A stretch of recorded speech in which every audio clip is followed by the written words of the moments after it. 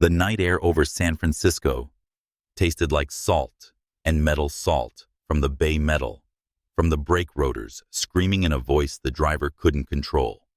James Whitaker, 41, a white American and the CEO of Whitaker Innovations, felt the steering wheel lock a breath before the dashboard erupted in warnings.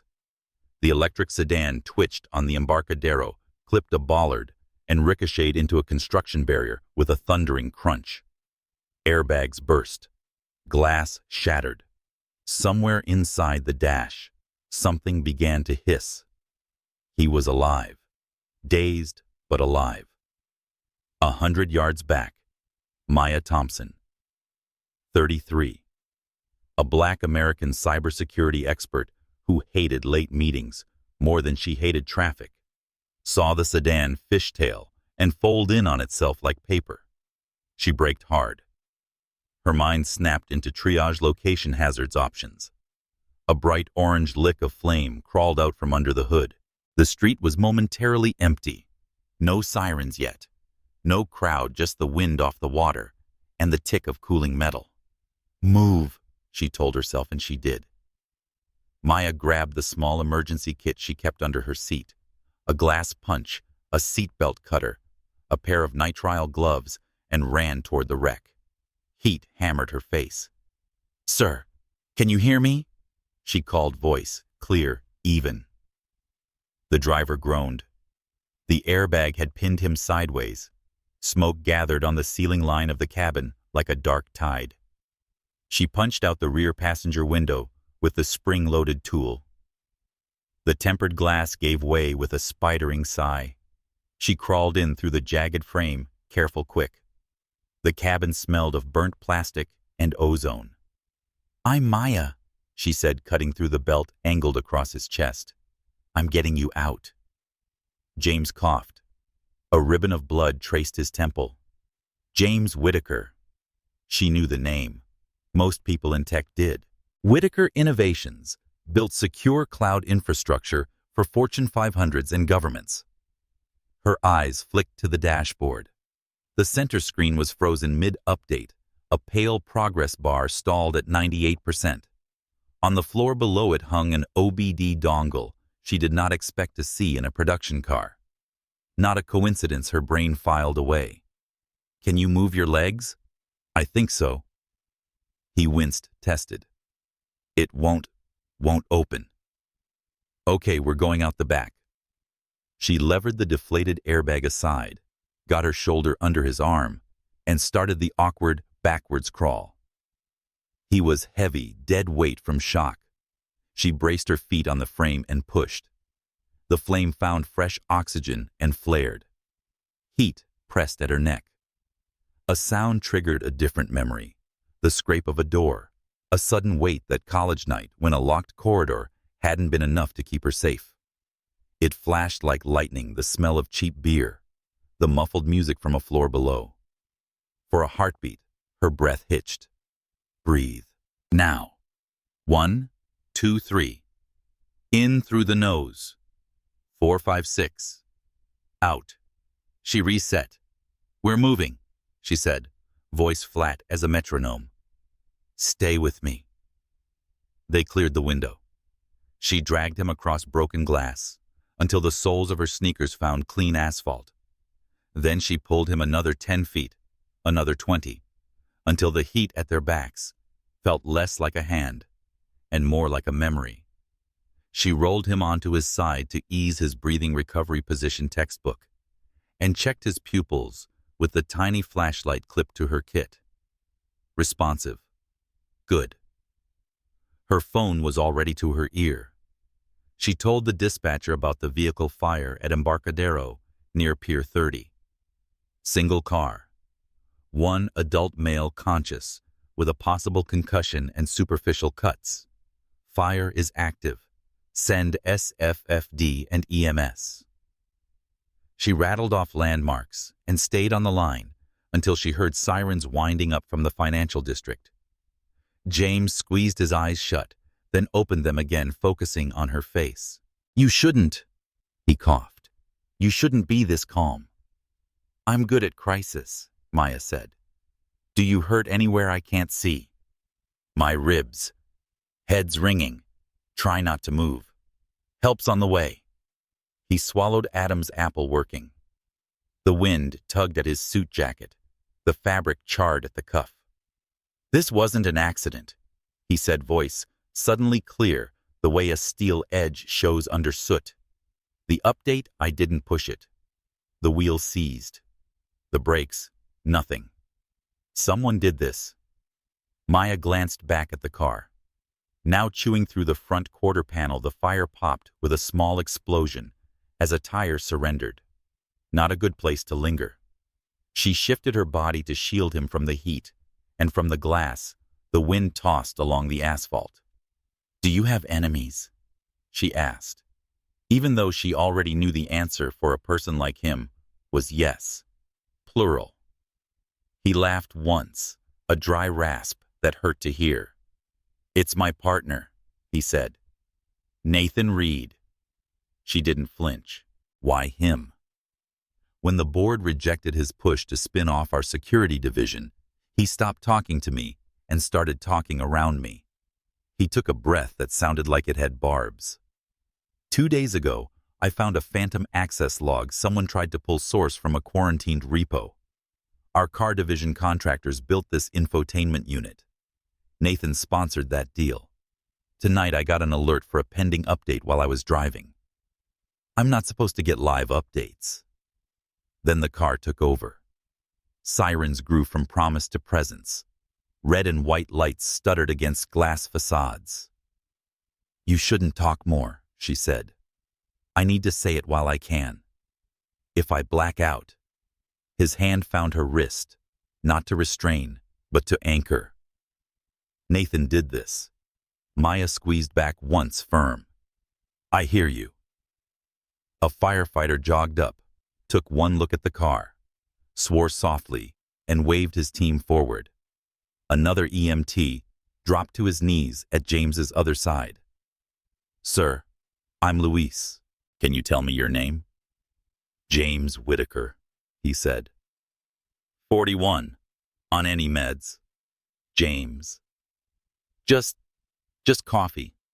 His mouth twitched toward a smile that didn't quite arrive. Luis's partner began taking vitals. Ma'am, did you pull him out? Yes, Maya said. That was brave and stupid, and the EMT added it without heat. Thanks for the silly. We've got him. Maya hovered through the transfer, answering questions in crisp units. Minutes, feet observed symptoms, while firefighters drowned the car in a vaguely sweet foam. The sedan hissed like an animal cooling down. When the EMTs lifted the backboard, James looked at her again, panic sampling his features. Don't let them call Nathan, he said. Not yet. I won't, Maya said, before the EMT could ask who Nathan was. She stepped with the gurney until the paramedics reached the ambulance doors. I'm following, she told Luis. He may be in danger at the hospital. What are you to him? Luis asked, not unkindly. Maya hesitated. The honest answer felt too flimsy for the moment's gravity. I was a stranger at a red light. Friend, she said. It felt like a commitment, and strangely, a relief. Inside the ambulance, James was losing the adrenaline that had papered over the pain. He clenched his eyes as the IV found home. Maya stood near the open rear doors, out of the way, but close enough to be a witness. She texted a friend to move her car and pocketed her phone. Her fingers trembled once, then steadied. In the college memory after it was over, she had lain still for a long time, predicting every step it would take to be believed, and then disbelieved. She had been right about how long it would take and how much of the story the system would try to return to her, as if it belonged to someone else. Years later, she had built a life on an opposite impulse. When something tries to erase, you refuse to vanish. Move, Maya James muttered, as if testing her name. Why did you stop? Because I know the cost of standing still, because courage isn't a mood. It's a habit Because my therapist taught me to let fear be a passenger, not the driver. Out loud, she said, because you would have stopped for me.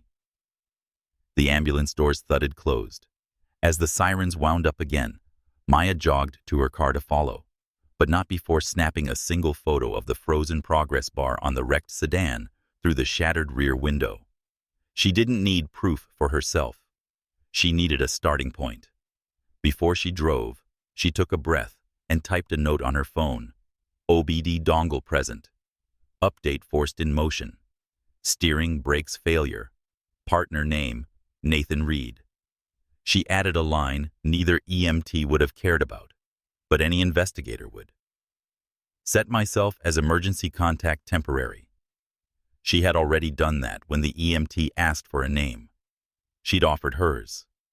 The hospital would be bright and cold, all triage and questions. The police would do their best, then their paperwork. Nathan Reed would answer his phone differently tomorrow than he would tonight. Facts would begin to move. Some would try to run. Maya pulled into traffic headlights sliding over the rippled black of the bay. She saw her own eyes in the rear view steady and the last flare of foam-muted flame in the distance. She had entered a stranger's disaster and found something as unwieldy as duty waiting for her there. Okay, she said to the empty car. Let's find out what you did, Nathan. Behind her, the wet shell of a sabotaged life cooled in the street. One man's confession had already braided itself into her own past. A life-altering moment had found its witness, and the witness had decided not to look away. The antiseptic sting of the hospital hit James before he even opened his eyes. He'd been drifting in and out of consciousness, floating between shallow dreams and the steady beep of monitors, until Maya's voice anchored him back to the present.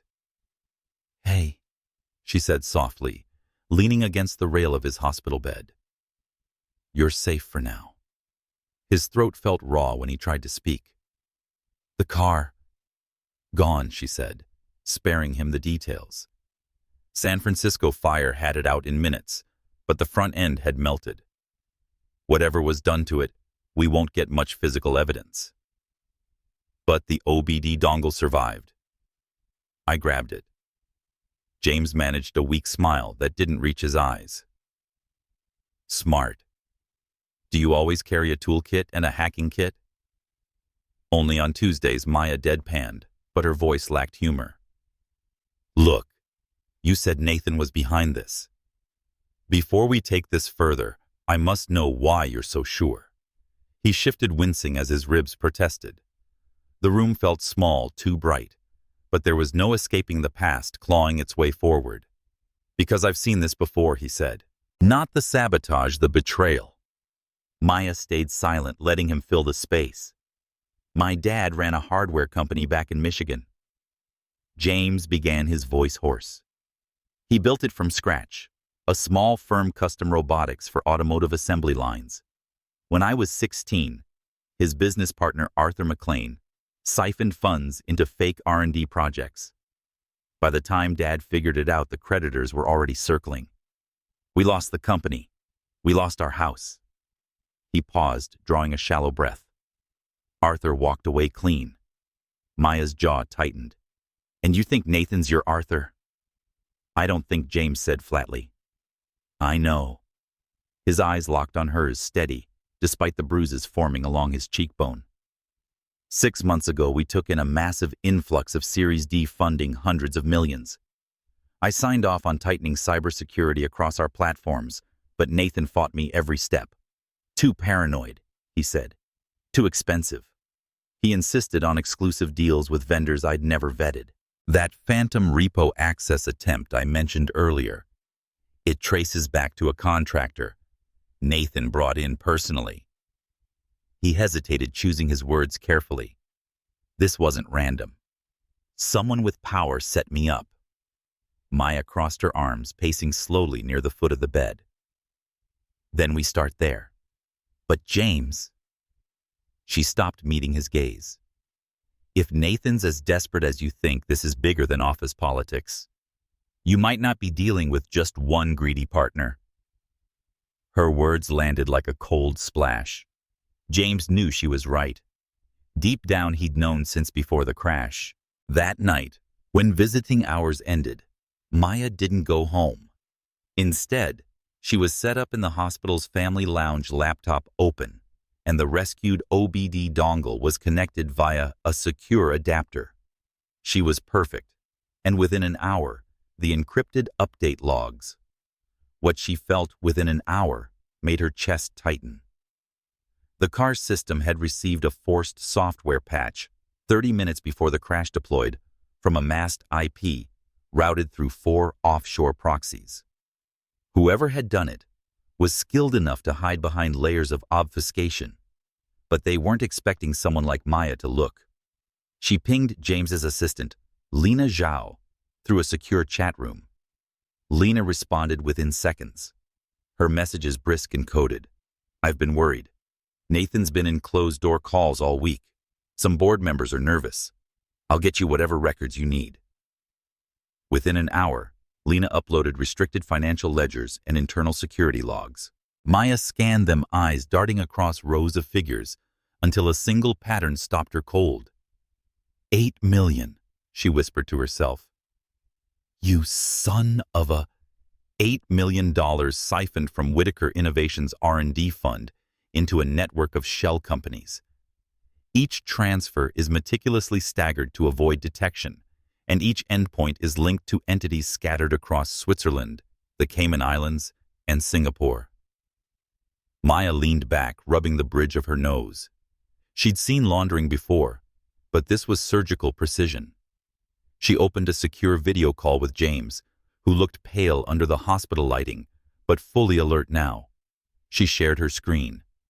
"This isn't just corporate theft," she said. "Whoever's behind this knows exactly what they're doing. And here's the kicker, at least 3 of these shells link back to companies tied to the Meridian Syndicate." James frowned. "Never heard of them." "You wouldn't have," Maya said grimly. The Meridian Syndicate is a shadow network of black market brokers for corporate espionage, sabotage, and financial laundering. They're ghosts. If Nathan's tied up with them, he's either deeper than he realizes or playing with fire on purpose. For the first time since the crash, James looked shaken. $8 million, Maya. That's more than theft, that's positioning someone's building leverage. Exactly, Maya said, which means they aren't done yet. The next morning, James insisted on leaving the hospital against medical advice. The doctors protested. He ignored them. By noon, he and Maya sat in a quiet conference room at Whitaker Innovations headquarters, blinds drawn and phones locked in signal-proof pouches. Lena joined them carrying a thick folder that looked like it had survived a hurricane. She said, "I pulled everything I could without tripping alarms, sliding the files across the table. But you need to know Nathan's been asking questions. He suspects someone's digging." Maya scanned the folder's contents, while James absorbed Lena's updates. "Here's the interesting part," Maya said, tapping a section highlighted in red. "The R&D budget irregularities coincide with spikes in secured conference calls Nathan initiated after hours. Cross-referencing timestamps 3 of those calls route through an encrypted VoIP platform linked to one of the Meridian Syndicate's dummy domains." James exhaled slowly, his knuckles whitening as he gripped the table's edge. "So it's not just embezzlement. He's dealing with them directly. And that, Maya said, is why your car accidentally tried to kill you." Lena bit her lip, hesitating before speaking. "James, if Nathan's aligned with the syndicate, this isn't just about your company anymore. They don't operate on a small scale. You're sitting on tech infrastructure contracts worth billions. National security stuff. If they've breached even one system..." Maya nodded grimly. "Then we're looking at something a lot bigger than internal sabotage." That night, after Lena left, Maya sat across from James silently, both processing the storm ahead. Finally, James spoke. "If the syndicate's involved, going to the police won't cut it." Maya agreed they'd get buried in red tape before they even understood what they were looking at. We need to find out how deep Nathan's ties run without tipping him off. James gave her a look, equal parts trust and desperation. Can you do that? I can, Maya said, her voice steady. But if we're doing this, we do it my way. That means no sudden confrontations, no warnings, no noise. We go under the radar, and if the syndicate realizes we're onto them. She trailed off, leaving the weight of unspoken danger hanging between them. James nodded slowly. Then we don't get a second chance. Before she left for the night, Maya closed her laptop and slid the OBD dongle into a small fireproof case. She placed it on the table between them. This, she said, is proof someone tried to kill you. But more importantly, it's leverage. And leverage, James, is the only currency people like the Meridian Syndicate understand. He stared at the case for a long time before speaking. Then we use it. Outside, the city glittered against the bay like a promise, cold and sharp. Somewhere inside that glitter, Nathan Reed was moving his pieces across a board James hadn't realized existed until tonight. And now, James and Maya were in the game, whether they wanted to be. But Maya's gut told her one thing: the syndicate wasn't just after money. They wanted control. And if they didn't move fast, Nathan wouldn't be the only one compromised. Day, Whitaker Innovations downtown headquarters. But following Monday, Zed, with an uneasy energy.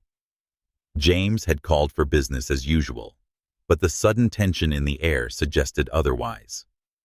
People noticed when the CEO walked into the building with someone new, especially someone like Maya Thompson. She dressed the part: tailored navy blazer, slim-fit trousers, clean white blouse. A neutral consultant's badge, clipped neatly to her lapel, completed the cover. James had arranged her role as a cybersecurity advisor, and on paper, she was there to evaluate vulnerabilities after recent vendor breaches. In reality, she was there to uncover a traitor. Her cover story gave her plausible access to nearly everything she needed: internal networks, hardware records, encrypted traffic logs. But it also put her squarely under the company microscope. One wrong move, and Nathan would know she was more than just an analyst, a quiet ally. The first unexpected break came from Jerome Blake, an IT specialist she met while auditing firewall access permissions. Sharp-eyed and quietly observant, Jerome watched her longer than most before finally speaking. "You're not really here to do a vendor audit," he said, leaning against the frame of the server room door, arms crossed. Maya paused mid-keystroke, measuring him. And why would you think that Jerome gestured at her screen?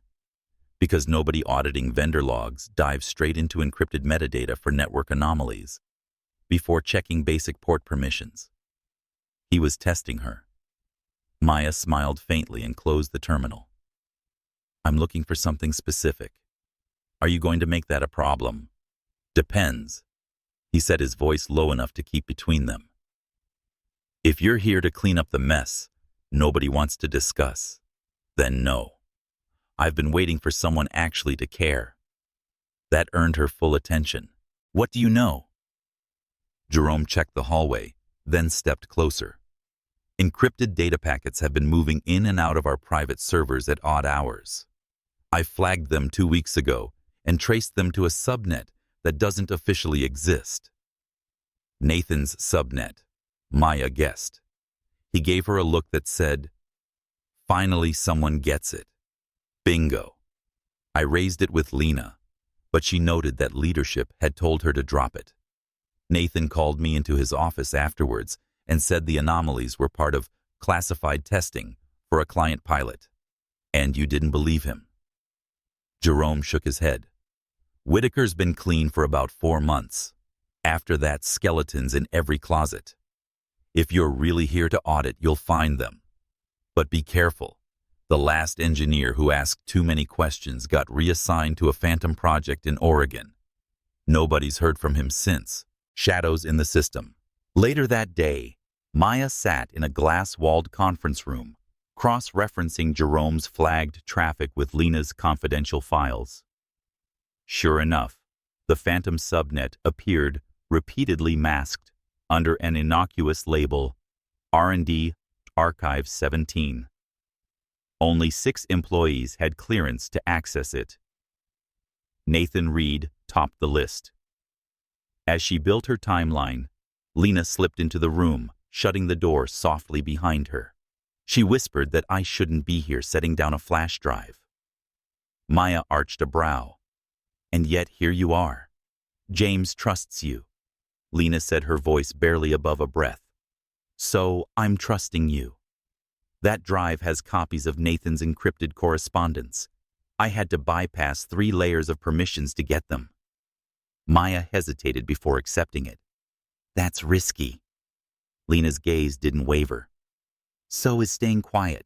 Lines begin to blur. By late afternoon, Maya had decrypted enough of Nathan's emails to paint a troubling picture. The shell companies tied to the $8 million embezzlement had aliases Nathan used, as if they were personal accounts. Buried in the threads were references to guaranteeing leverage and asset compliance phrases Maya recognized from cases involving corporate sabotage. Even worse, one thread referenced the Meridian Syndicate directly. Phase 2 engagement cleared. Leverage package delivered. Syndicate expects test deployment within 6 weeks. James paced the room as Maya relayed her findings, running a hand through his hair. Phase 2 of what I don't know yet, she admitted. But it's not just financial. If the Syndicate expects a deployment, they plan to weaponize something inside your infrastructure. And that means they're using us as the delivery mechanism, James finished grimly. The implications made his stomach twist. Whitaker Innovations handled secure data for multiple federal agencies and Fortune 500 companies. If their systems were compromised, the fallout would ripple across entire industries. Fractured trust. By Wednesday, tension inside the company had escalated. Nathan prowled the executive floor like a predator sensing a trap, his smiles sharp and practiced. He stopped by James's office twice, under the guise of checking on your recovery, but Maya noted the subtle way his gaze lingered on her workstation each time. Your partner is watching me, she warned James later. Good, James said. Let him. It means he doesn't know how much we know yet. But Maya wasn't convinced. Or it means he's already 2 steps ahead. The following day, an encrypted archive disappeared from the servers, one of the few tied directly to Nathan's offshore transactions. Jerome confirmed the deletion, but couldn't trace the trigger. It wasn't done locally, he said, frowning at his monitor. Whoever wiped this used internal admin credentials. Lena paled when she heard. That was me, she said quietly to their shock. Nathan cornered me this morning. He said he'd expose me for bypassing internal controls if I didn't purge the archive. If James finds out. James stared at her, disbelief etched across his face. Lena, you could have told me. I wanted to, she said, her voice breaking slightly. But I don't know who to trust anymore. The words hung heavy in the room because they all knew she wasn't wrong. The ethical dilemma. That night, Maya sat alone in the server room, lit only by the glow of her screens. Every discovery tangled the web tighter: embezzlement, sabotage, the syndicate, and Lena's compromised loyalty. Jerome appeared in the doorway holding 2 mugs of coffee. He said, You look like someone who hasn't blinked in an hour, setting one beside her. Feels longer, Maya admitted. You think Lena's working for Nathan? She shook her head. I think she's scared. That makes her dangerous, but not the enemy. Jerome leaned against the wall. So, what's the play? Maya stared at the encrypted data paths dancing across her screen. We keep digging. Quietly. And we don't assume anyone's innocent, not even each other. Jerome chuckled without humor. Great. Nothing like a little healthy paranoia to get through the week. Closing in. By Friday, Maya had assembled enough fragments to confirm that Nathan wasn't just laundering money.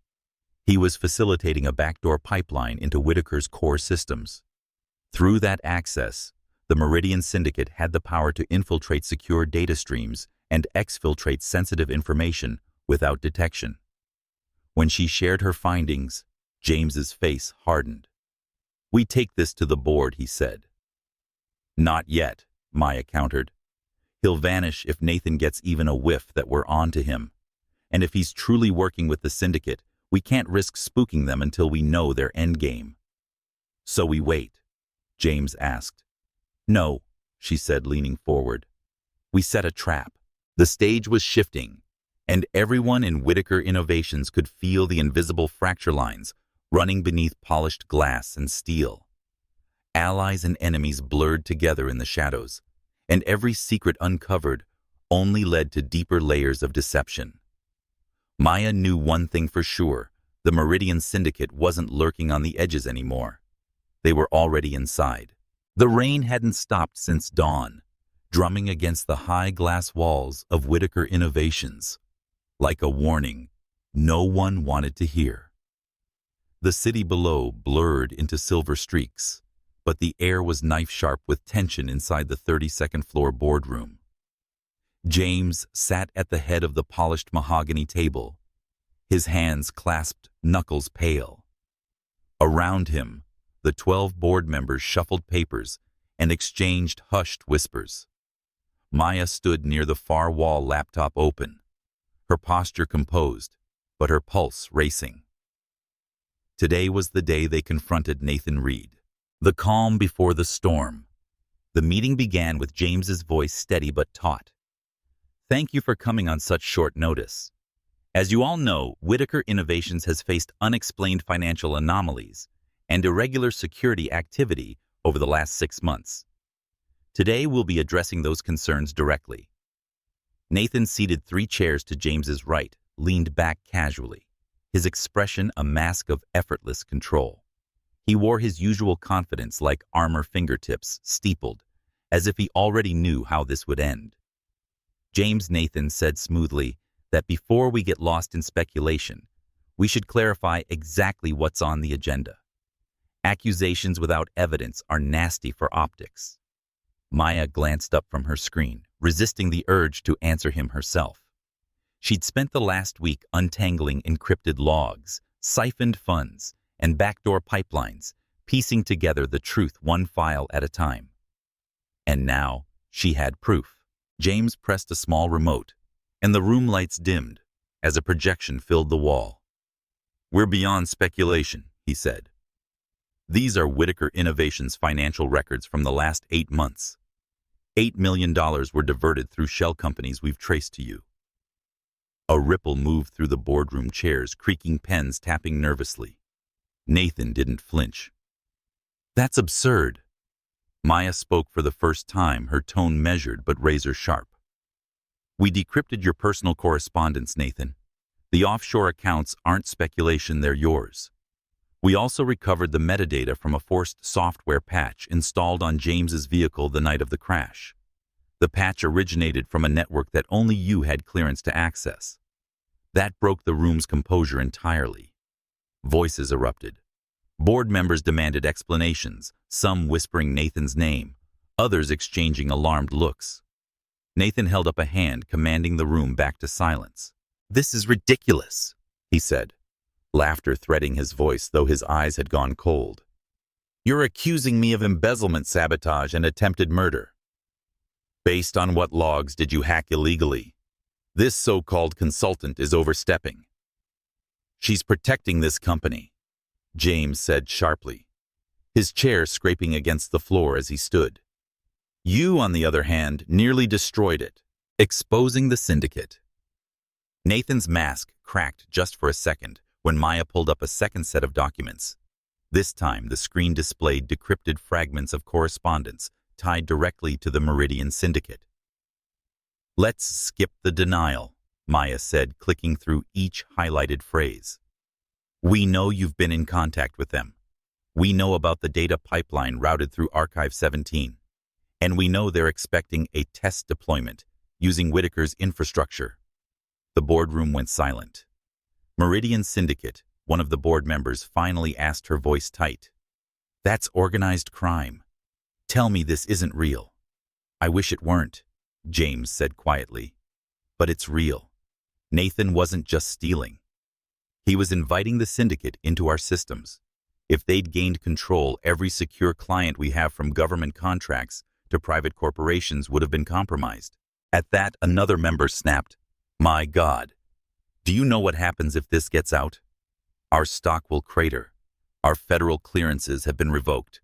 We'll be buried in lawsuits." Nathan seized the moment, leaning forward with forced indignation. "Exactly. Which is why this charade ends now. Can you accuse me in front of this board without consequences? James, you're risking everything we built." Maya watched him closely.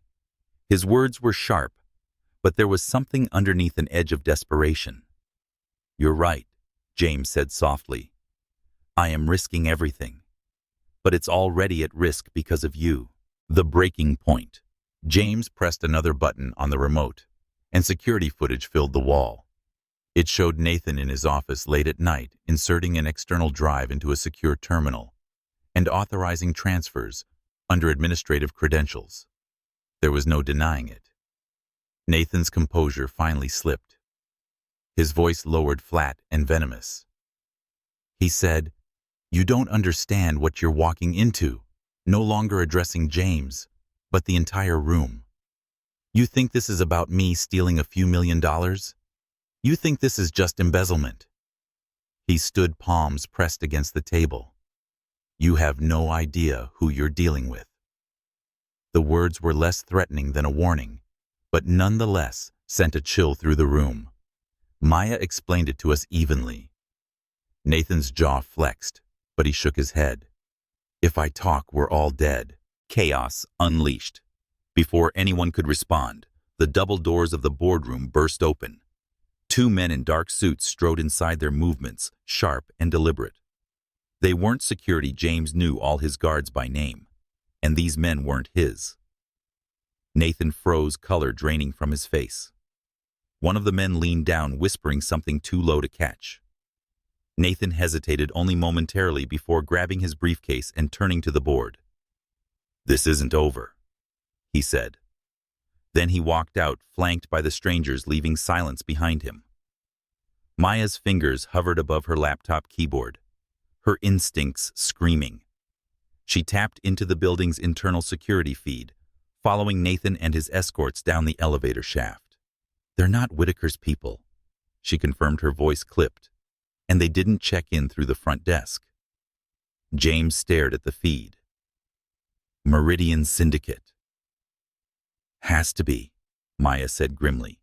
The aftermath. The boardroom was in chaos. Several members talked simultaneously, some demanding an emergency vote to suspend Nathan, others arguing to involve law enforcement immediately. "Stop," James commanded, his voice cutting through the noise. "We need to move carefully. If Meridian has Nathan, they already know we've exposed him. If we go public without understanding their reach, we endanger the entire company and everyone tied to us." Maya nodded, already typing commands into her system. "I can monitor their movements, but we need a containment strategy. Fast. If Meridian embeds itself deeper into your infrastructure, shutting down access points buys us time." "Do it," James said without hesitation. Lena entered the room just then, out of breath. Nathan's badge was just deactivated, she reported, pale as paper. "But someone's trying to bypass internal security. Archive 17 is under active intrusion." Maya's eyes widened. "They're covering their tracks." She snapped her laptop closed, grabbing her bag. "We need to secure that data now, before Meridian erases everything." James didn't hesitate. "Go. Take Jerome. Lock it down." Rising stakes. As Maya and Jerome sprinted toward the secure server room, the sound of rain against the windows deepened, like the city understood the gravity of what had just happened. Nathan was gone. The syndicate had made its presence known. And Whitaker Innovations was no longer just fighting an internal betrayal. It was at war with an enemy operating in the shadows, one willing to burn everything to the ground to get what they wanted. The city lights blurred through the windshield as James's SUV sped down the industrial district's narrow back roads. The tension inside the vehicle was suffocating. In the passenger seat, Maya scrolled through data streams on her tablet, rerouting security protocols in real time. "They're in," she said sharply, tapping through the firewall logs. "Meridian's already accessing Whitaker's cloud infrastructure. We shut down Archive 17, but they've jumped to a different subnet. If they get control of your client databases, the breach goes public in hours." James gripped the wheel tighter. "Then we don't let them get that far." Jerome monitored a separate terminal in the back seat, his fingers flying over the keys. "I've locked down 3 endpoints, but they're smarter than we thought. Every time I close a door, they open 2 more. Maya glanced at him. "We need to assume they've already mapped the entire system. Containment isn't enough anymore. We need to sever their access." "That would mean taking down half of Whitaker's infrastructure," Jerome countered. James didn't hesitate. "Please do it." The chase begins. They weren't alone on the streets tonight. Maya noticed at first 2 black SUVs trailing them at a distance, headlights, steady moving when they moved, slowing when they slowed. "James," she said, her voice low but firm. "Company." He checked the mirror, his jaw tightening. "Meridian." "Has to be," Jerome said without looking up. James made a hard right onto a narrower street, tires squealing against the wet asphalt. The SUVs mirrored the maneuver perfectly. "They're not just following," Maya said. "They're hurting us." "Not anymore." James slammed the accelerator, weaving through a gap between an abandoned loading dock and a chain-link fence. The SUV shuddered as it clipped a dumpster, but managed to squeeze through. Behind them, one of the pursuing vehicles scraped the fence and fell back, but the second surged relentlessly. Jerome swore under his breath. "This isn't just intimidation. They're trying to box us in." A desperate move. Maya leaned forward, gripping the dashboard. "Head for the old Harbor Line plant. It's been closed for years. Fewer civilians, fewer cameras." James gave her a sharp look. "You've been here less than 2 weeks, and you know shortcuts I don't." She didn't glance away from her tablet digital maps. "Trust me." He did. The SUV tore down an access road, the silhouette of the abandoned plant rising out of the fog like a ghost. Rusted silos loomed overhead, and graffiti-tagged walls blurred past as James skidded into the empty lot. The second pursuing vehicle followed. Its headlights cut through the haze closing in. Jerome said, "They're not backing off," panic creeping into his voice. Maya unbuckled her seatbelt, leaning out the window, just enough to catch a better angle. "Then we make them." She tapped a command into her tablet, and a signal pulse jumped from her device into the SUV's onboard system. Seconds later, James's rearview feed flickered. Then the brakes on the pursuing vehicle locked automatically. Sparks flew as the black SUV fishtailed violently, smashing sideways into a concrete barrier. It wasn't enough to stop the other one, though. "They're adapting," Maya warned. "They've turned off their remote access vulnerability. We're down to one option run. Nowhere to hide." The fog inside the plant's abandoned yard was thick, and the air was damp with salt from the bay. James killed the headlights and coasted silently toward the far end of the lot, parking behind a derelict truck trailer. The 3 of them sat in silence, breathing loudly in the dark. Somewhere in the distance, footsteps crunched against gravel. "They're sweeping the lot," Maya whispered. Jerome's hands trembled as he set his terminal down. "We should have called the police." Maya shook her head. "Meridian has people everywhere. The moment we involve anyone outside this circle, Nathan finds out, and they move faster." James kept his voice steady. "We hold our ground. They won't risk a firefight if they can't confirm we're here. But Meridian didn't play by standard rules. A loud clang echoed from the far side of the trailer as a flashlight beam sliced through the fog. Two figures emerged from the haze guns drawn, moving with calculated precision. Maya reached for her side bag, pulling out a compact drone the size of her palm. "Cover me." Jerome stared. "You're deploying a drone now. Do you want to see tomorrow?" she hissed. She tossed the drone into the air and it buzzed upward, vanishing into the mist. Through her tablet, its infrared feed came alive, 6 heat signatures in total, flanking them from opposite directions. "They're surrounding us," Maya whispered. "We have less than 60 seconds. Teamwork under fire." James grabbed a tire iron beneath the seat, his knuckles white around the steel. "He said we make for the southwest gate, pointing toward a section of collapsed fencing on the drone's map. That's our only gap. 6 of them, 3 of us," Jerome said nervously. "Terrific odds." Maya met his gaze. "That's why we don't fight, we move." At James's signal, they slipped from the SUV, crouching low and keeping close to the rusted truck shells for cover. The footsteps grew louder behind them, accompanied by short bursts of static from comms radios. "Go," James whispered. They broke into a sprint, darting between the trailers. One of Meridian's operatives spotted them and shouted an order. Gunfire cracked through the fog, shattering glass and ricocheting off steel. "Down," Maya yelled, pulling Jerome behind a stack of pallets as bullets chewed splinters into the air. James crawled forward, keeping low, and found a loose power cable snaking from an old generator. Without hesitating, he ripped it free, triggering a cascade of sparks. The sudden flash blinded the approaching operatives, buying them time to move. Now James barked. Maya grabbed Jerome's arm and pulled him toward the broken section of fence. They slipped through, tearing their jackets on jagged wire, and tumbled onto the deserted access road beyond. Behind them, shouts rose as the operatives regrouped, but they didn't give chase, not yet. An uneasy escape. The 3 of them didn't stop running until they reached an old maintenance tunnel near the bay. Inside, it smelled of rust and brine, but was quiet, hidden, and dark. James leaned against the damp concrete wall, chest heaving. "They were ready for us," he said. "This wasn't random. They knew exactly where we'd be." "Which means Nathan's feeding them intel," Maya said grimly, wiping dust from her hands. "We're compromised. Every move we make, they're anticipating." Jerome slid down the wall, pulling his laptop back onto his knees. "Then we flip it. Instead of running from them, we make them chase something that isn't there." Maya looked at him, intrigued, despite the danger.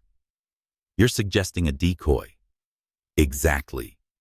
We give them a false lead that looks too valuable to ignore and follow the trail back to their network." James straightened, his exhaustion overshadowed by determination. "Please do it. But be careful. Meridian isn't going to underestimate us again." Maya closed her eyes briefly, letting the adrenaline fade just enough to think clearly. "Then we don't underestimate them either." Outside, sirens wailed faintly in the distance, swallowed by the fog. The syndicate had made its first move, and wouldn't be its last. James, Maya, and Jerome had survived tonight, but they all understood the truth now. They weren't just investigating a conspiracy anymore. They were targets. The safe house was silent, except for the faint hum of servers and the rapid clicking of keys. Maya sat hunched over her laptop at the long oak table, eyes fixed on cascading lines of encrypted code streaming across the screen. James stood nearby, arms crossed, leaning against the wall as he watched her work.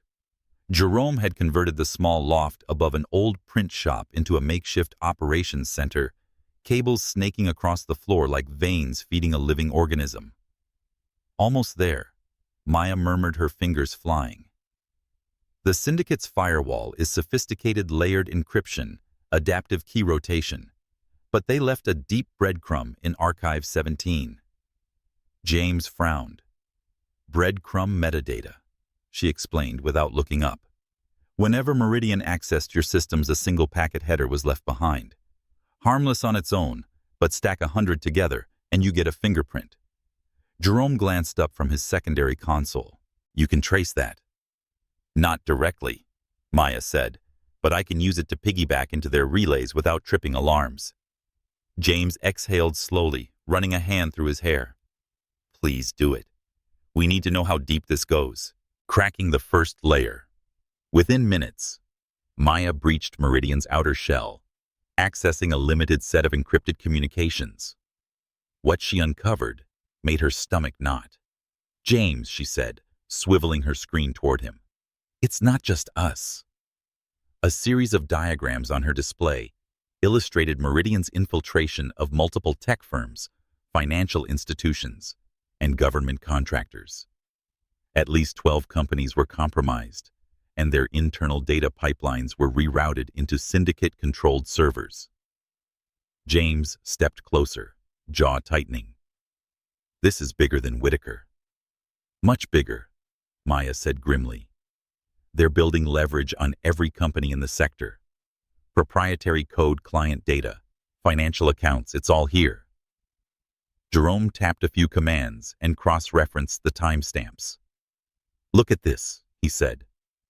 Some of these breaches started before Nathan moved against Whitaker. Meridian's been orchestrating this for years. James stared at the network map, each red node representing a compromised organization. What's their endgame? Maya hesitated before answering. Control. With this level of access, they could manipulate markets, crash competitors, and blackmail government clients.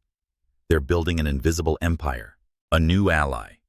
Before they could dig further, the door to the loft buzzed. James checked the monitor feed and stiffened.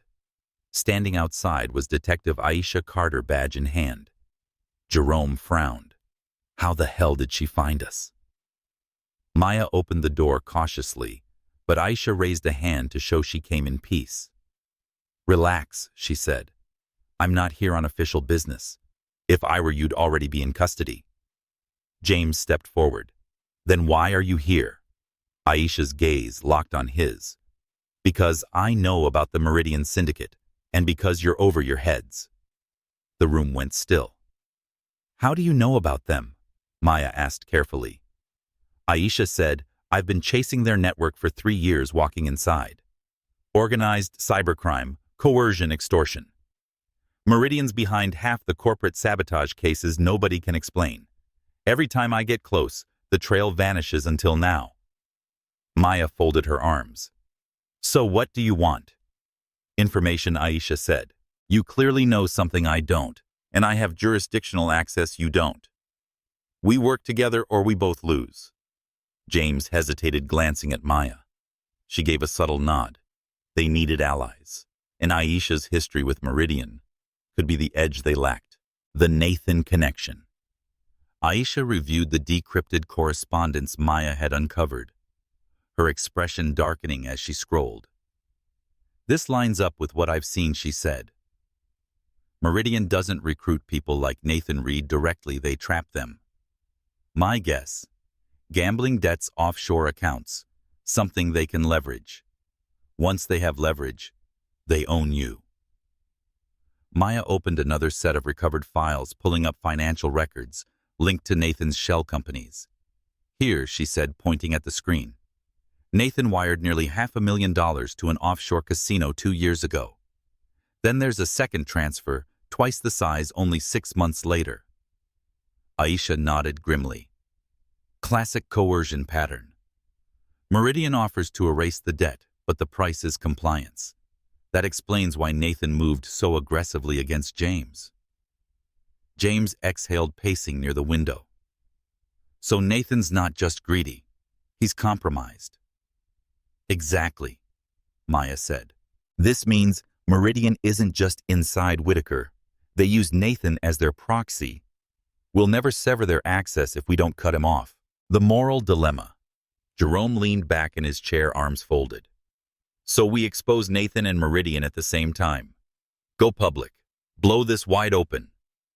No, Maya said quickly. If we go public now, every company in this network becomes a target. Meridian will burn their compromised assets and disappear before we can trace them. Aisha agreed. She's right. If this gets out prematurely, we don't just lose Nathan, we lose the syndicate's entire network. James looked between them. So what's the alternative? Keep this quiet while they tear through our systems. Maya shook her head. We move strategically. Trace Meridian's infrastructure. Map their vulnerabilities. And when we strike, we take out the entire network, not just one piece. Aisha crossed her arms. That means staying off the grid. No police reports, no boardroom leaks, no sudden moves. James nodded reluctantly. Then we do it your way. Quietly.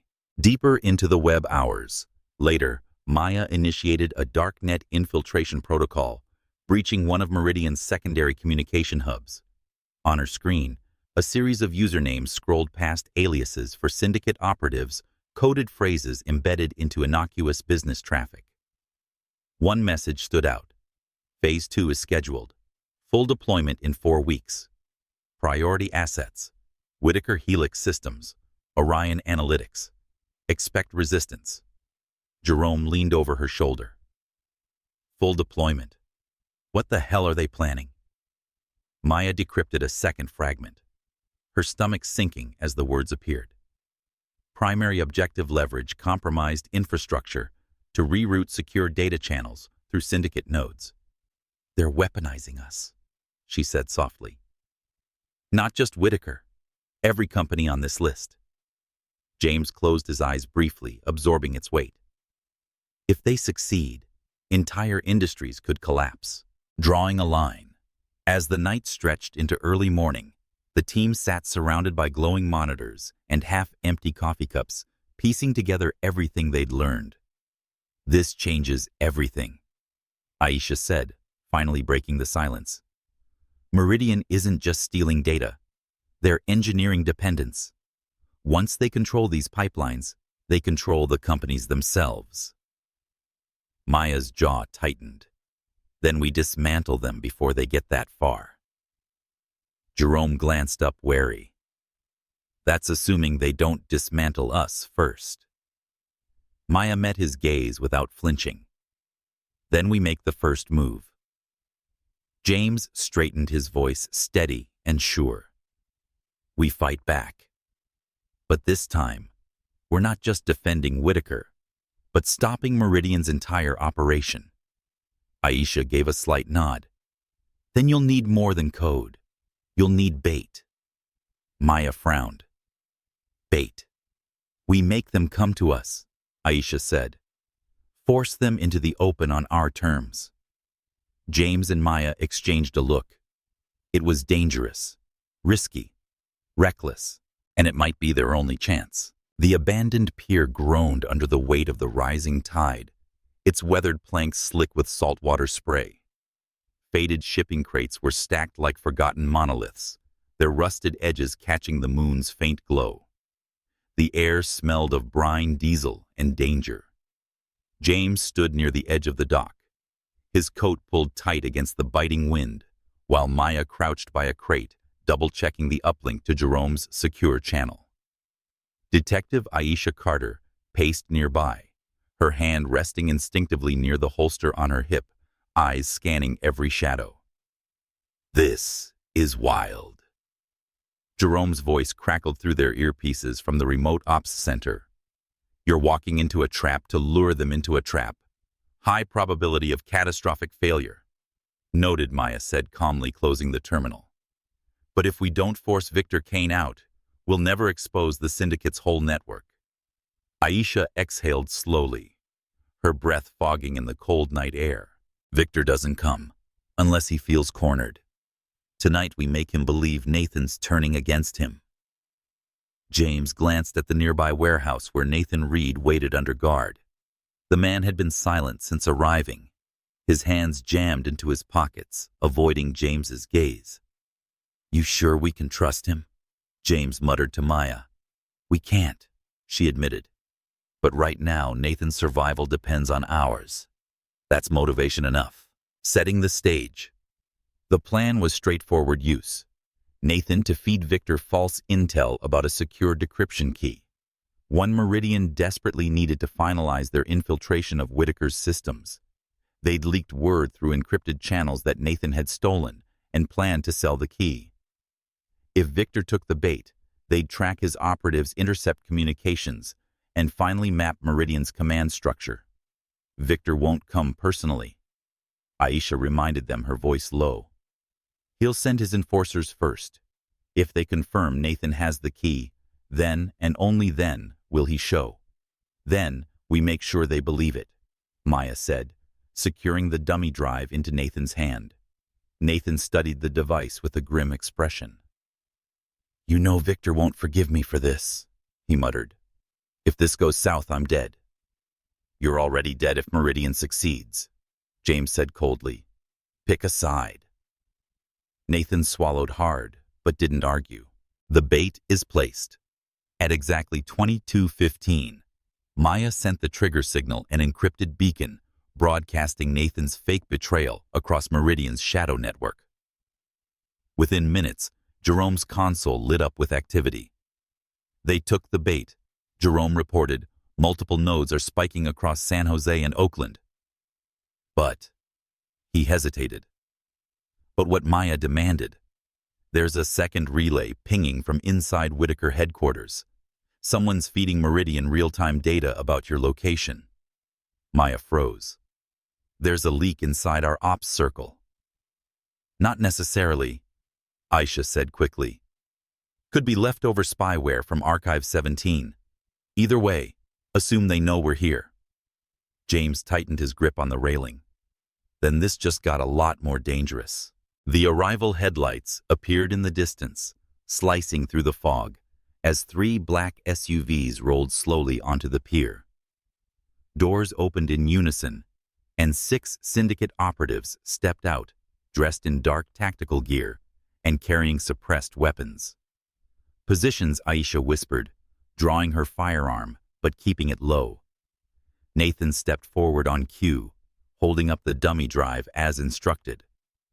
Tell Victor I have what he wants, he called out, his voice trembling just enough to sound convincing.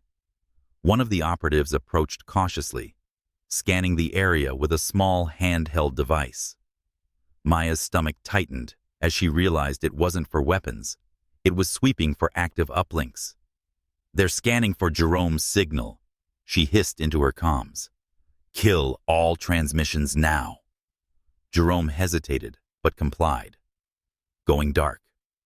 The pier fell into oppressive silence the moment he did, broken only by the distant slap of waves against pilings. The double cross. The lead operative stopped before Nathan, eyes hidden behind blacked-out lenses. Hand it over, he ordered. Nathan hesitated, glancing back at James and Maya for reassurance. But as he extended the drive, something shifted in his posture, too subtle for anyone but Maya to notice. Her stomach dropped. Nathan, she said sharply, warning in her tone. Don't. But it was too late. Nathan dropped the drive into the operative's hand and stepped back toward the syndicate team. You bastard, James growled, starting forward, but Aisha grabbed his arm and yanked him behind cover. Nathan's voice carried over the wind. Victor knows you're on to him. He sent me to draw you out. And here you are. Gunfire erupted before Maya could respond, splintering the crates behind her. She dove to the side, dragging James with her, as Aisha returned fire, pinning the operatives behind a stack of steel containers. Maya's capture. Chaos swallowed the pier. The fog turned the world into shifting shadows and muzzle flashes. Maya crawled low, searching for a better angle, but a sudden blow from behind sent her sprawling. 2 operatives grabbed her arms, yanking her upright. One clamped a cloth bag over her head before she could react.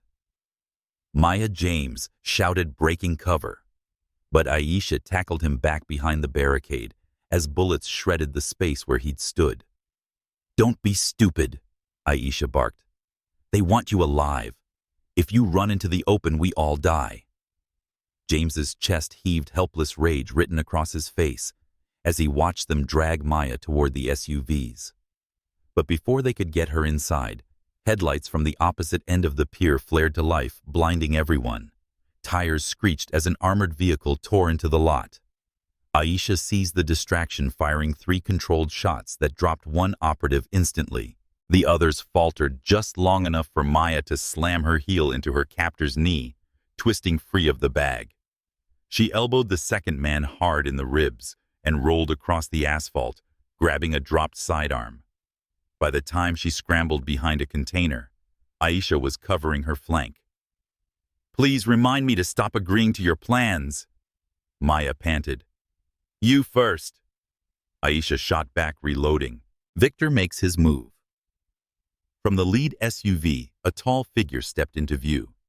His presence silenced the chaos like a blade cutting through cloth.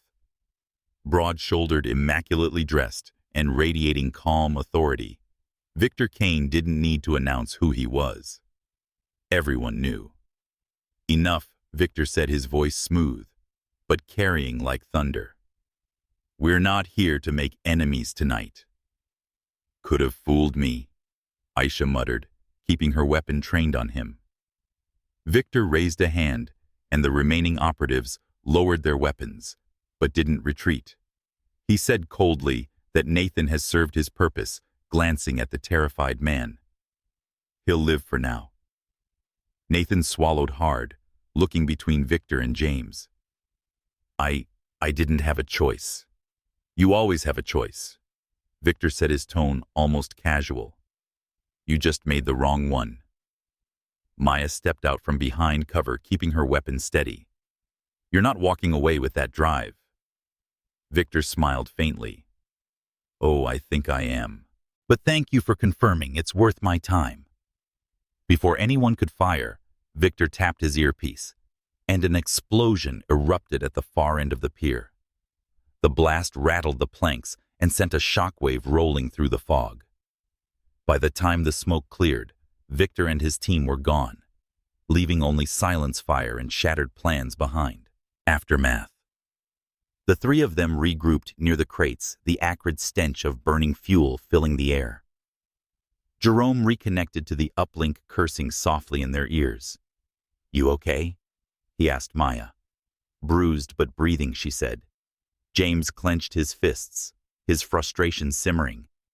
We had him, and he walked away." Aisha holstered her weapon, scanning the perimeter. "No, James. We learned something tonight. Victor Kane is hands-on now. That means Meridian feels threatened, and that gives us leverage." Maya wiped soot from her face, her mind already racing. "Then we hit them harder. But next time we pick the battlefield." Victor Kane had revealed himself. Nathan's betrayal had nearly cost them everything, and the Meridian syndicate had just made the fight personal.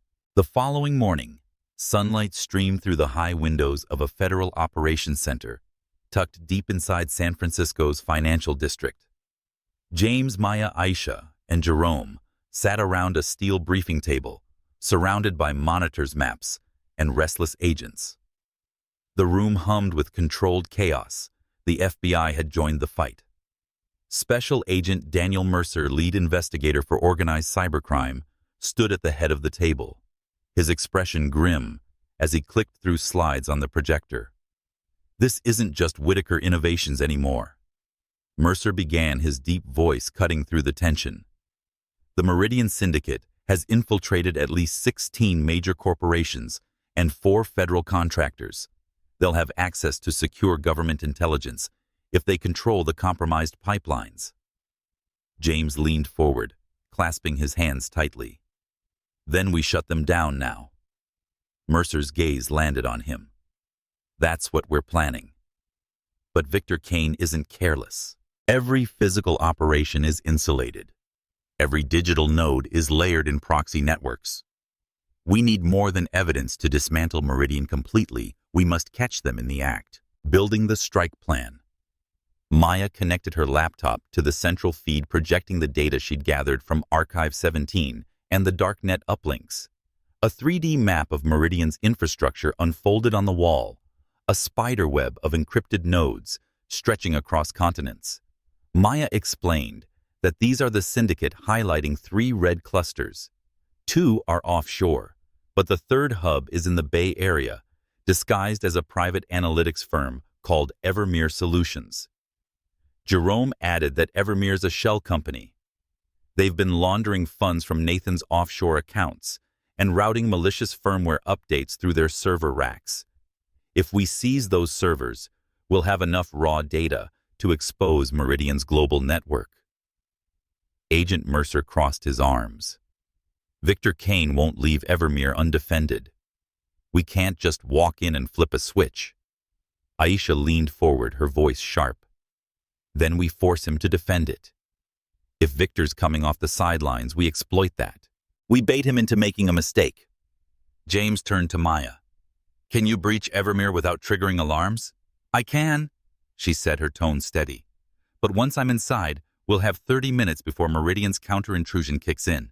After that, they'll torch the network. Mercer nodded. Then we go in fast and coordinated. My team handles the physical breach. Maya leads the cyber squad. Aisha and James, your job is to keep Victor occupied if he shows. Aisha's brow arched. Occupied, huh? You make that sound easy. Mercer gave her a tight smile. That's because it isn't. The raid begins. 2 nights later, the FBI convoy rolled silently through the Bay Area, black SUVs gliding past dark warehouses until they stopped outside Evermere Solutions headquarters. The building looked unremarkable from the outside, a glass-paneled mid-rise sandwiched between logistics depots. But Maya knew better. Inside those walls sat the heart of Meridian's U.S. operations. Positions Mercer ordered through the comms. Agents fanned out securing exits, while Maya, Jerome, and Aisha slipped through the rear service entrance. Maya connected her terminal to an access panel, bypassing 3 layers of security with practiced ease. A green light blinked. We're in, she whispered. Inside the building was eerily quiet, the hum of servers filling the darkened corridors. James followed close behind, tension radiating off him in waves. Feels wrong, he muttered. That's because it is wrong, Aisha replied, sweeping the hallway with her weapon drawn. Places like this are never this quiet. As if on cue, the lights flickered, then plunged the entire floor into emergency mode. Red warning strobes flared, and an automated voice announced that a system breach had been detected. Security lockdown initiated. They know we're here, Jerome said, his voice tight. Victor Kane's countermove. A voice crackled through the building's intercom, smooth, calm, and chillingly familiar. You're trespassing, Victor Kane said, his tone almost amused. I should thank you. Saves me the trouble of hunting you down. James stiffened, his jaw tightening. He's here, he whispered. Maya's hands flew over her keyboard, fingers moving with blinding speed as she bypassed firewall after firewall. Ignore him. We can still win if we decrypt the core node before he locks us out. Victor's voice continued echoing through every hallway. James, I warned you once. Walk away while you still can. This isn't a fight you can win. James glanced at Aisha, who shook her head. He's stalling, she said. Keep moving. The server room standoff. They reached the central server chamber, an expansive room lined with rows of humming racks, lights blinking like constellations in the dark. At the far end stood Victor Kane, flanked by 4 heavily armed operatives. Step away from the consoles, Victor said softly, though his words carried like steel. Aisha raised her weapon. Not happening. Victor's gaze shifted to Maya, his expression unreadable. You're good, he said. I've been watching your work. Impressive. But you're out of your depth here. Maya didn't look up from her screen. Then stop underestimating me. With one final keystroke, she breached the syndicate's secure node. Data cascaded across her terminal, a torrent of account records, shell company mappings, and encrypted comms history. "We've got them," Jerome whispered, awe in his voice. Victor's calm was shattered. "Kill the uplink," he barked. The operatives advanced, weapons raised, but the FBI team burst in from the opposite side of the chamber, forcing a chaotic firefight. Muzzle flashes lit the server room in blinding bursts as bullets pinged off steel racks and shattered glass panels. "Go!" Maya James shouted, shoving a fallen console out of her way. Victor's escape. Victor activated a remote override in the chaos, initiating a data purge across Evermere's systems. Red alerts screamed across Maya's terminal as files began self-destructing. "No, no, no," she muttered, typing furiously. "He's wiping everything. You have 90 seconds before total erasure," Jerome warned. Maya rerouted the uplink through a secure FBI relay, freezing the purge midstream. "Got it," she gasped. "We saved 60% of the data." But Victor was already moving. He slipped through a side door as smoke filled the chamber, leaving his operatives to cover his escape. "Let him go," Mercer shouted over comms. "Priorities the servers, the aftermath." Hours later, the building was under complete FBI control. Evidence teams cataloged recovered hardware, while agents loaded seized servers into armored trucks. James leaned against the wall, exhausted but resolute. 60%, he said softly, staring at Maya's terminal. "Is that enough?" "It's more than enough," Maya replied. "We have bank records, shell company links, and encrypted comms. With this, we can prove Meridian's existence and dismantle their entire U.S. network." Aisha joined them, wiping soot from her hands. Victor slipped away, but this hit him hard. He won't recover quickly. Jerome looked up from his console. "And Nathan?" "Under protective custody," Mercer said, approaching the group.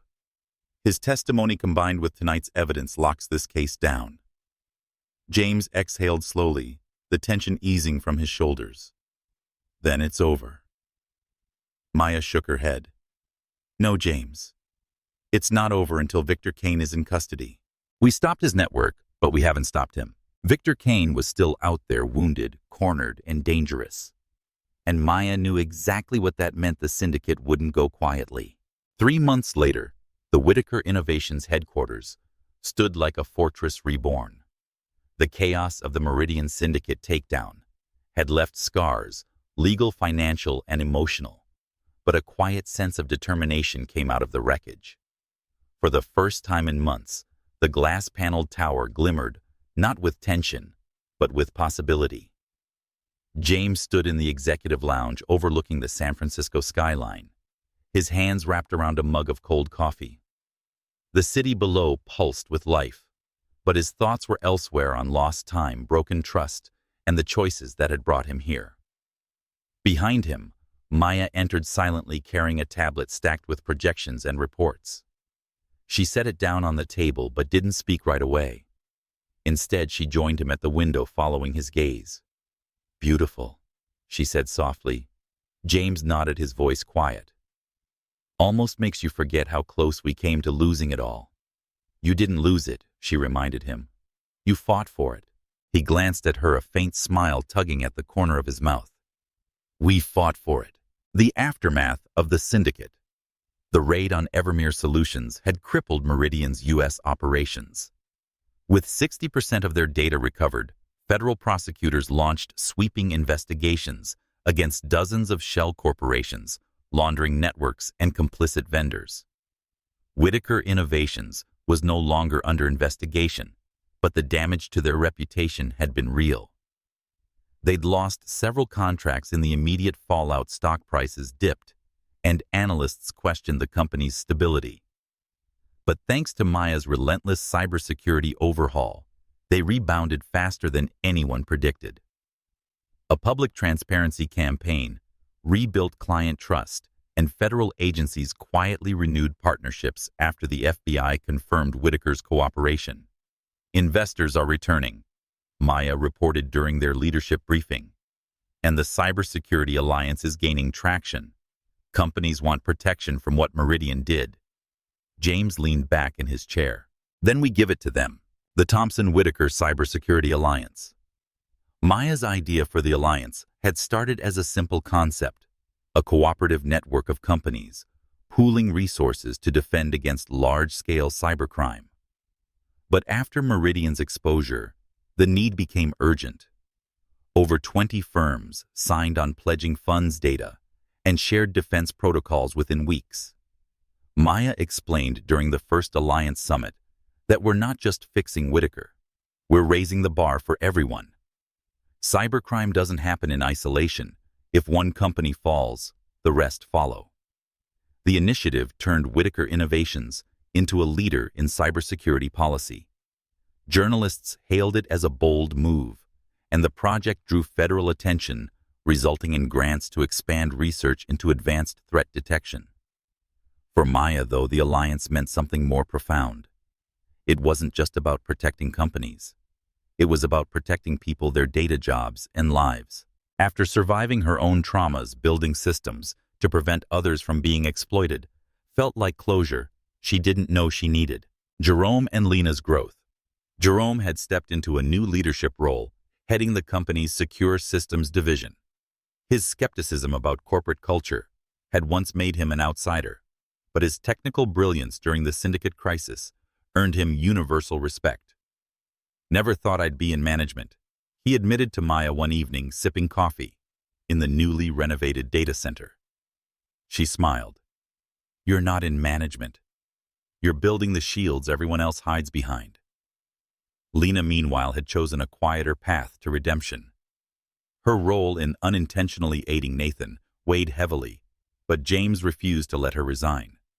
Instead, she became Director of Internal Compliance, ensuring Whitaker Innovations never again fell victim to inside threats. I was compromised once, Lena said at her first department briefing. I won't let it happen again, not to me or anyone here. The weight of choices.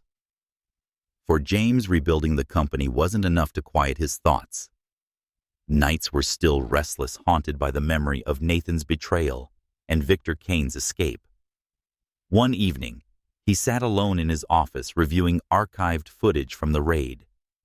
Victor's calm, calculating expression played in his mind like a loop. He's still out there, James muttered under his breath. Yes, Maya said softly from the doorway. She'd been watching him without interrupting. And he will be until we finish this. He turned in his chair, surprised to see her. Sometimes I wonder if we should have walked away after Evermere. I took the win and left the rest to the FBI. Maya stepped closer, leaning against the edge of his desk. That's not who you are, James, and it's not who I am either. We both know Victor won't stop unless someone forces him to. There was no need for further words. They both understood that Meridian wasn't truly gone until Victor Kane was behind bars, healing the wounds. But even amidst strategy sessions and security summits, there were quiet moments of reflection. Maya began seeing her therapist again, confronting the old wounds Meridian's chaos had unexpectedly resurfaced. Her near capture on the pier had triggered memories she thought she'd buried forever. But this time, she faced them differently on her terms.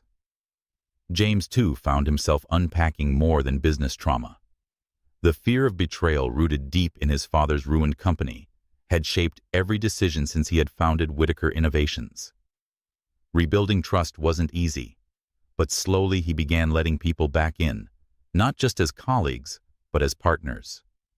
Together they supported one another through sleepless nights and relentless days. The bond forged in fire, once born of survival, evolved into something more profound, steadier, unspoken. Looking ahead.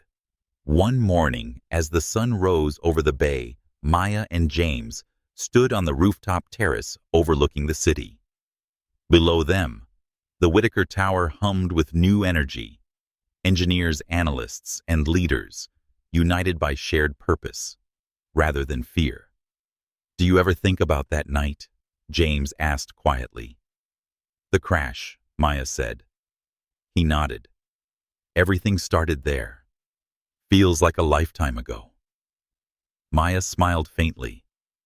Maybe it was. We're different people now. James glanced at her, his expression thoughtful. And yet somehow it feels like this is only the beginning. Maya looked out over the skyline, where sunlight spilled across glass towers, painting the city gold. It is, she said. Victor's still out there. Meridian's wounded but not dead. And until they're gone, none of us can stop. James nodded slowly, his jaw set with quiet determination. Then we finished what we started. The storm had passed, but the war was far from over. Whitaker Innovations had survived betrayal, sabotage, and chaos, but survival wasn't enough. Now came the hard part, building a legacy worth protecting. The Whitaker Foundation Gala glimmered like a beacon of hope beneath the vaulted glass ceiling of the Presidio Pavilion. Hundreds of guests filled the room. Industry leaders, government officials, victims of corporate crimes, and cybersecurity experts who had once been rivals, but now stood united. Strings of soft light danced across polished floors, reflected in champagne flutes and the camera flashes of countless reporters. Tonight wasn't just a celebration. It was a declaration. 3 years had passed since the first attack on James's life, and the world had changed. Whitaker Innovations had transformed from a target into a global leader in cybersecurity, thanks to the Thomson-Whitaker Cybersecurity Alliance. Over 60 companies joined the initiative, creating a shared defense network to prevent another Meridian syndicate. And at the heart of it all stood James and Maya, partners, visionaries, and now family. The ceremony. James stepped onto the stage, adjusting his tie as applause rippled through the audience. Cameras whirred, capturing every movement, but his gaze was fixed on the woman standing at the edge of the stage, watching him with quiet pride. When Maya and I started this journey, James began, his voice resonant and steady. We weren't trying to change the world. We were trying to survive it. But courage has a way of rewriting everything. And tonight, we're here because one act of courage, one person who refused to look away, sparked a movement. Maya smiled softly, lowering her gaze as murmurs spread across the room. The Whitaker Foundation, James continued, was born from the chaos of betrayal and sabotage. But it exists today to protect victims, to give them the resources, the voice, and the power to fight back. To everyone who stood with us, thank you. And to those still rebuilding, this is for you. The applause swelled again, this time echoing through the high ceilings. A personal victory. Later that night, away from the cameras and chatter, Maya was on the balcony overlooking the bay. The city's lights shimmered on the water like scattered stars. James joined her quietly, setting 2 glasses of champagne on the railing. 3 years, he said softly. Does it feel real to you yet? She shook her head. Some days, it feels like we're still standing on that pier, waiting for the subsequent explosion. James chuckled, but there was a shadow beneath the sound. I used to wake up every night thinking about Victor Kane and wondering where he was and what he was planning. Maya turned toward him. And now James's gaze was steady, calm, in a way it hadn't been for years. Now I wake up and wonder what we'll build next. Maya smiled faintly, leaning against the railing. That's the point of all this. We didn't just stop Meridian. We built something more substantial in its place. Victor Kane's fate. Victor Kane's capture had come 18 months earlier, in a joint operation between the FBI, Interpol, and the alliance Maya helped orchestrate. The takedown had been surgical, leveraging data recovered from Evermere, and an encrypted relay Jerome uncovered months later. Meridian's global network was dismantled node by node, Dozens of operatives were arrested, billions in laundered funds seized, and Victor himself now faced multiple life sentences. The trial dominated headlines for weeks, exposing how deeply Meridian had embedded itself into global markets. For many, it marked the end of an era. For James and Maya, it marked something else entirely: closure, family, and future. Inside the pavilion, the music softened, and the two slipped into a quieter lounge where friends had gathered. Jerome animatedly explained a new AI-driven threat detection system to Lena, who now headed the Foundation's compliance division. Not everyone wants to hear about packet encryption at a gala, Jerome Maya teased as she approached. Jerome grinned. Correction.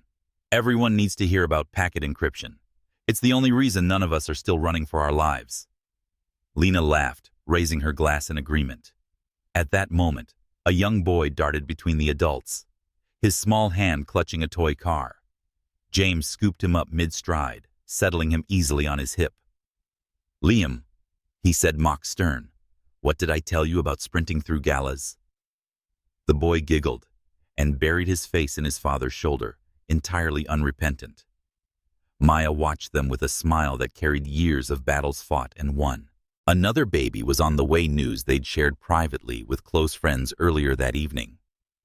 A new chapter was unfolding, one built not on survival, but on purpose. Aisha's new role. Across the room, Detective Aisha Carter approached, wearing a sleek evening dress instead of her usual tactical gear. "I have to admit," she said, glancing around the glittering space, "this is nicer than chasing criminals through abandoned warehouses." "Don't get too comfortable," Maya teased. "We haven't seen the last of Meridian copycats." Aisha nodded, her expression serious now. "Probably not. But tonight, you deserve this win, all of you." James raised his glass to her. "We couldn't have done it without you." "Damn right you couldn't," she said with a smirk, clinking her glass against his. The ripple effect. Months of rebuilding had transformed Whitaker Innovations and the broader tech industry. Dozens of companies adopted new cybersecurity standards, and the alliance expanded internationally. The Whitaker Foundation became a lifeline for victims of corporate fraud funding, legal aid, digital forensics, and advocacy programs. Survivors nationwide reached out their stories, fueling a growing movement. Maya said one evening, during a live-streamed panel, "Is the real victory not the takedowns or the headlines, but the lives we protect moving forward?" The clip went viral, shared thousands of times, sparking conversations across social media. And if you're reading this now, you know what to do. Drop a like, share it with someone who needs to hear it, and leave a comment about what courage means to you. Stories like Maya's remind us that one person's actions can rewrite hundreds of futures. A new legacy. Later, as the gala wound down and the last guests departed, James and Maya stood alone beneath the soft glow of the pavilion lights. The city stretched endlessly beyond the glass, vibrant and alive. "Do you ever wonder," James said quietly, "what would have happened if you hadn't stopped that night? If you hadn't pulled me out of the wreck?" Maya smiled faintly, brushing a strand of hair from her face.